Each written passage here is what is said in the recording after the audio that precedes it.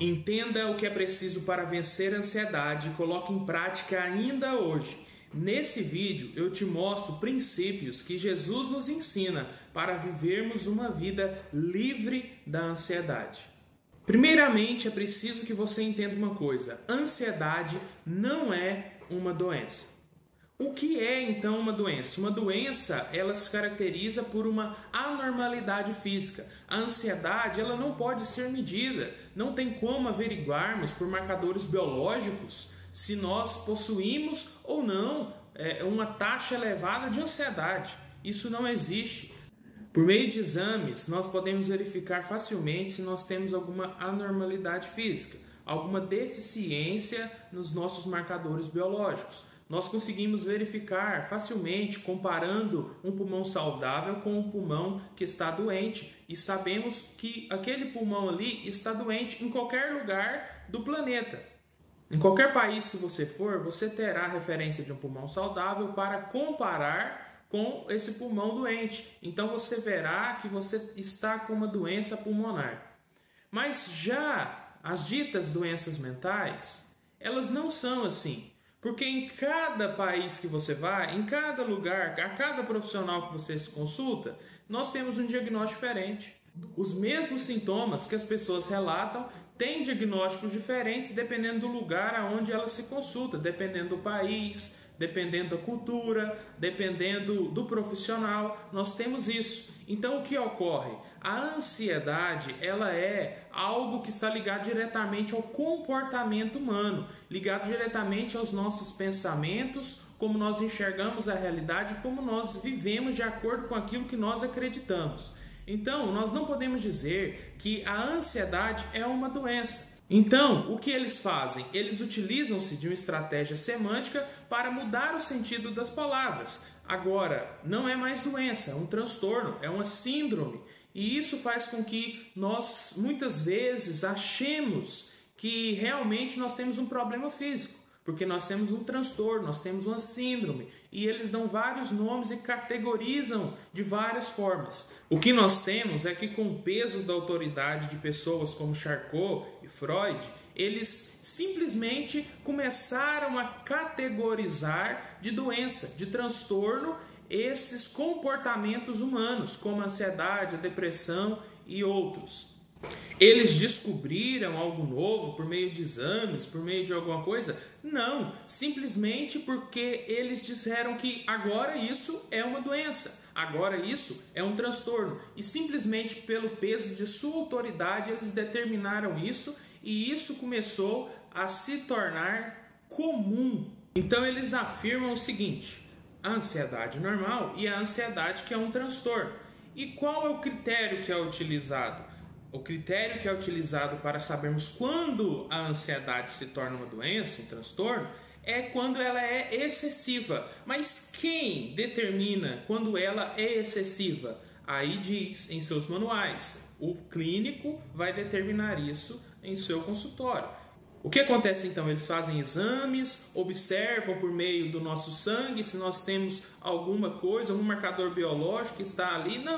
Não fazem nada disso, simplesmente eles vão conversar com você, vão ver os seus sintomas e vão falar: você tem isso. Vão determinar se você tem uma outra doença que eles intitulam como transtornos.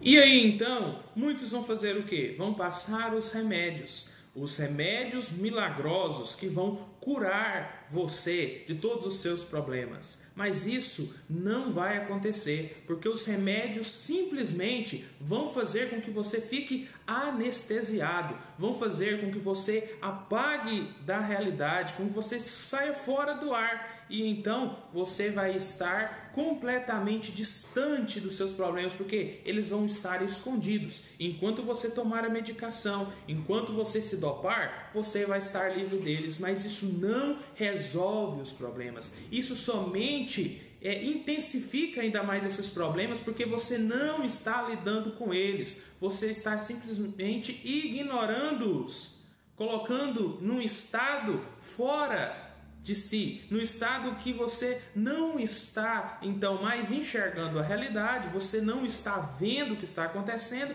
você está dopado e anestesiado por tantos remédios. Só tem uma coisa que pode melhorar, que pode corrigir, que pode nos colocar no caminho correto dos nossos comportamentos, dos nossos pensamentos, e isso é a verdade. E o que então é a verdade? Jesus disse: eu sou a verdade, a minha palavra é a verdade.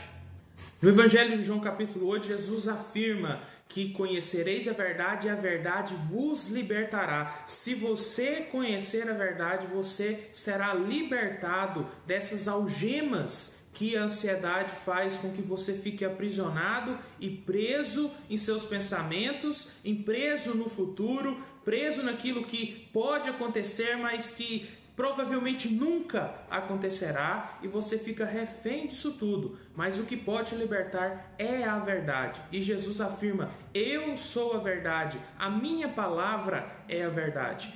Então nós precisamos de fato saber o que é ansiedade. A ansiedade, ela é a preocupação, ela é o estado de inquietação que nós nos encontramos. E nós temos uma ilustração disso no Evangelho de Lucas, capítulo 10, verso 38 a 42, onde nós vemos a história de Marta e Maria. Elas hospedam Jesus em sua casa e então Jesus está ali ensinando as pessoas que estão com ele. Maria está assentada junto a Jesus, ouvindo os seus ensinamentos, e então Marta, ela está correndo de um lado para o outro, inquieta, preocupada com muitos afazeres, trabalhando para lá e para cá para servir a todos aqueles que estavam em sua casa. E então ela fica indignada porque Maria estava lá ouvindo Jesus e só ela estava trabalhando. E ela chega para Jesus e diz: mestre, olha só, eu estou aqui fazendo todo o trabalho sozinha, vou para lá, vou para cá, corro daqui, corro para lá, faço tudo sozinho, e minha irmã está aqui sem fazer nada, somente ouvindo os ensinamentos. Peça que ela venha me ajudar. Isso parece algo legítimo, né? Parece que Marta está certa em sua queixa ao pedir que Jesus mande sua irmã ajudá-la. E Jesus surpreende Marta, porque ele diz: Marta, Marta, você anda inquieta e preocupada com muitas coisas, mas muito pouco é necessário, ou apenas uma coisa só. E Maria, ela escolheu a melhor parte, e isso não será tirado dela.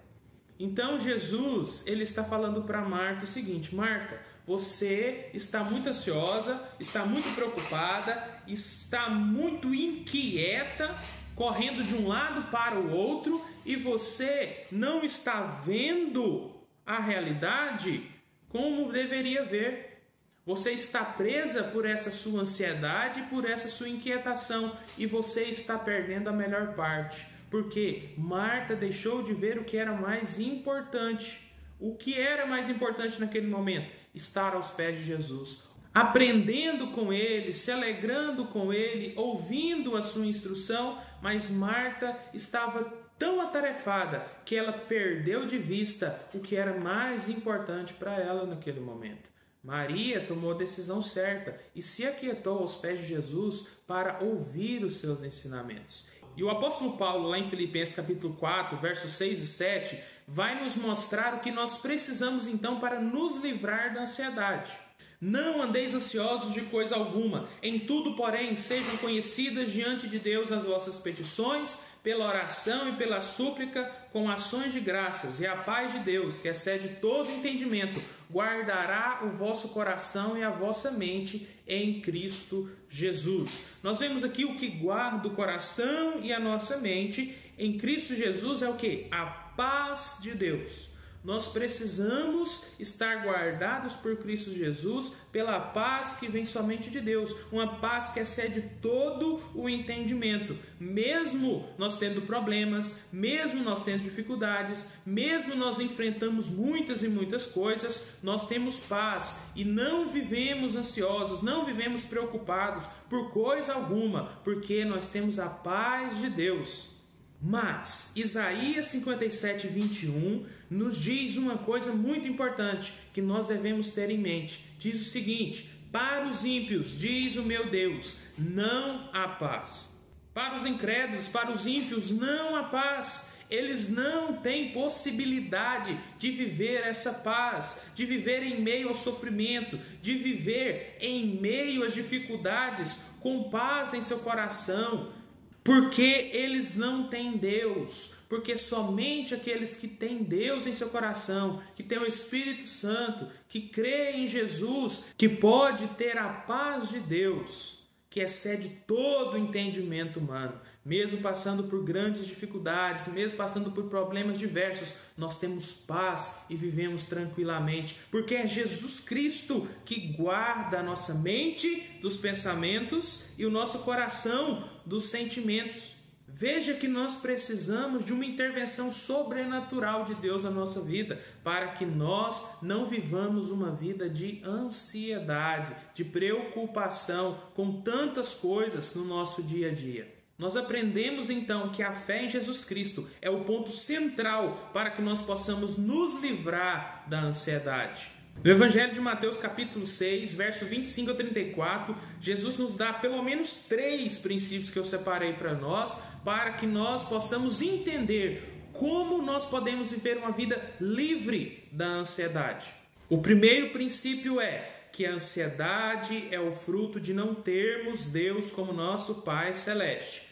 Olha o verso 25 a 27. Por isso, eu lhes digo que não se preocupem com a vida diária, se terão o suficiente para comer, beber ou vestir. A vida não é mais que comida e o corpo não é mais que roupa. Observem os pássaros, eles não plantam nem colhem, nem guardam alimento em celeiros, pois seu Pai Celestial os alimenta. Acaso vocês não são muito mais valiosos que os pássaros? Qual de vocês, por mais preocupado que esteja, pode acrescentar ao menos 1 hora à sua vida?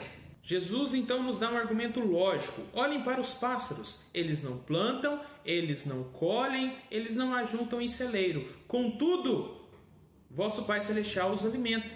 Ele cuida dos pássaros. Deus cuida dos pássaros. Ele não há também de cuidar de vós, que sois filhos dele? E esse é o primeiro princípio. Nós devemos possuir Deus como nosso Pai Celeste. E quando nós temos esse entendimento, quando nós cremos que Jesus morreu para nos salvar e para nos fazer filhos de Deus, participantes do seu reino, então o que nós temos que entender é o seguinte: se nós cremos em Jesus, se nós temos Deus como nosso Pai, Ele há de cuidar de nós. Então, quando nós vivemos ansiosos, quando nós vivemos preocupados com o dia de amanhã, com o que haveremos de comer, de beber ou de vestir, como nós nos manteremos aqui nessa terra, nós estamos simplesmente dizendo que nós não cremos em Deus como nosso Pai. Nós não cremos que Ele há de sustentar a nossa vida, de que Ele há de cuidar de nós. Nós que temos filhos, eles não ficam preocupados e ansiosos se eles vão ter de comer ou não. Eles simplesmente descansam porque o Pai, Ele traz o alimento para casa, Ele traz o sustento. Nós trabalhamos para levar o alimento e sustento para os nossos filhos, para a nossa casa. E Deus faz assim com seus filhos. Precisamos então ter esse entendimento para que nós não vivamos uma vida cheia de ansiedade e de preocupação, porque Deus há de cuidar de nós. Se Ele cuida assim dos pássaros, quanto mais de vós. E você ficar preocupado vai fazer com que alguma coisa mude? Você ficar preocupado vai adiantar alguma coisa? Você ficar preocupado vai fazer com que algo se altere, vai fazer com que aconteça diferente? Você vai poder acrescentar pelo menos 1 hora à sua vida? Não, isso não adianta. Ficar preocupado não adianta em nada. O que nós devemos ter é um sentimento de confiança em Deus, de que Ele há de fazer todas as coisas convergir para o nosso bem, para o bem daqueles que amam a Deus e são chamados segundo o seu propósito. O segundo princípio que Jesus nos ensina aqui é que a ansiedade é causada por uma fé pequena. Veja o verso 28 a 30. E por que se preocupar com a roupa? Observem como crescem os lírios do campo. Não trabalham nem fazem roupas. E, no entanto, nem Salomão em toda a sua glória se vestiu como eles. E se Deus veste com tamanha beleza as flores silvestres que hoje estão aqui e amanhã são lançadas ao fogo, não será muito mais generoso com vocês, gente de pequena fé? A ansiedade, então, é causada por uma fé pequena. Quando nós não cremos nas promessas de Jesus para as nossas vidas, nós temos uma fé pequena. Nós afirmamos que cremos em Jesus, nós afirmamos que confiamos nele para a nossa salvação eterna, mas não passa disso. A nossa fé é muito pequena, que não extrapola esse ponto. E o que acontece? Nós então não cremos nas palavras de Jesus, nós não cremos nas promessas de Jesus e nós vivemos uma vida de preocupação e de ansiedade, porque Jesus, ele nos dá uma promessa, ele nos faz uma promessa na sua palavra e diz assim: vinde a mim, todos vós que estáis cansados e sobrecarregados, e eu vos darei descanso. Quando você está cansado, sobrecarregado e preocupado com tantas coisas, você vai até Jesus? Você busca o descanso em Jesus? Você entrega a Ele o seu fardo? Você entrega a Jesus todo esse peso, essa carga que você tem carregado? Se você não faz isso, você não confia na promessa de Jesus, porque Jesus disse: aquele que vem a mim, que está cansado e sobrecarregado, eu vou dar alívio, eu vou dar descanso para ele. E nós não vamos até Jesus. Nós vivemos uma vida destruída, uma vida quebrada, uma vida sofrida, sobrecarregada, pesada, derrotada, e nós não vamos até Jesus buscar o nosso descanso, porque a nossa fé é pequena, porque nós não cremos que Jesus, ele é capaz de cumprir aquilo que prometeu. Nós não cremos que a palavra de Deus, ela é fiel e ela há de se cumprir na nossa vida. E o terceiro princípio é que essa nossa fé, quando ela é ampliada, quando ela é aplicada no nosso dia a dia, toda a ansiedade, ela desaparecerá. Os versos 31 a 34. Portanto, não se preocupem dizendo que vamos comer, ou que vamos beber, ou que vamos vestir. Essas coisas ocupam o pensamento dos pagãos, mas seu Pai Celestial já sabe do que vocês precisam. Busquem em primeiro lugar o reino de Deus, a sua justiça, e todas estas coisas lhes serão dadas. Portanto, não se preocupem com amanhã, pois o amanhã trará suas próprias inquietações. Bastam para hoje os problemas deste dia. Jesus está dizendo o seguinte: você não deve se preocupar com o que comer, com o que beber, com o que vestir, como você irá manter a sua existência aqui nesse mundo. Você não deve se preocupar com isso, porque aqueles que preocupam com isso, aqueles que buscam isso, são quem? Os pagãos, os ímpios, aqueles que não creem em Deus, aqueles que não possuem o Espírito Santo, aqueles que não creem em Jesus. Eles buscam essas coisas e eles não têm paz, eles vivem ansiosos, preocupados e buscam continuamente as coisas aqui dessa terra. Eles buscam e eles não têm satisfação, porque somente Deus pode satisfazer esse vazio que há dentro de nós, que somente Ele pode preencher. Nada nessa terra pode preencher o vazio da alma humana, que somente Deus pode preencher. Então nós vemos muitas pessoas que estão ansiosas, preocupadas, depressivas, inquietas, se preocupam com seus bens, se preocupam com tudo, mas não têm paz. E nós vemos muitos atolados de remédios, atolados em vícios, atolados em coisas horríveis. Por quê? Porque elas não têm Deus, elas não têm paz, e somente Deus pode nos dar essa paz que excede todo o entendimento humano. E como nós podemos aplicar essa fé? Como nós podemos fortalecer a nossa fé? Buscando o seu reino e a sua justiça em primeiro lugar. O que é buscar o reino e a justiça em primeiro lugar? Primeiramente, o reino é o governo de Deus sobre nós.